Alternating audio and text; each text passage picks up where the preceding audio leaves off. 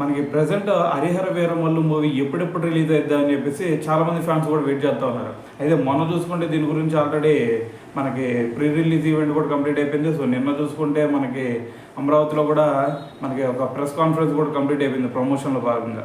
అయితే మరి దీని తర్వాత ఈ మూవీ తర్వాత చూసుకుంటే మనకి పవన్ కళ్యాణ్ గారి చేతిలో ఒక 2 మూవీస్ ఉండేవి. ఓజీ ఒకటి, దాని తర్వాత ఉస్తాద్ భగత్ సింగ్ ఒకటి.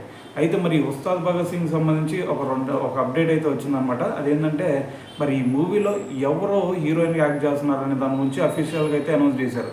సో మరి దీనికి సంబంధించి మనకి రాశి ఖన్నా గారు దీంట్లో నటించబోతున్నారని చెప్పేసి మనకి అప్డేట్ అయితే వచ్చిందనమాట నిన్న. సో దీంట్లో దర్శకత్వం వచ్చేసరికి మనకి హరీష్ శంకర్ గారు అయితే డైరెక్టర్గా చేస్తున్నారు. సో మరి దీంట్లో మరి మనకు వచ్చిన రిజల్ట్స్ ప్రకారం మరి శ్లోక అనే పాత్రలో అయితే రాశి ఖన్నా యాక్ట్ చేయబోతుంది. సో మరి దీని తర్వాత మరి తను ఒక విజువల్స్ ప్రకారం ఏంటంటే తను ఒక ప్రెస్ టైప్లో ఒక రోల్ అయితే చేయబోతున్నారని చెప్పేసి సో దీన్ని బట్టి మనకి తెలుస్తూ ఉందన్నమాట.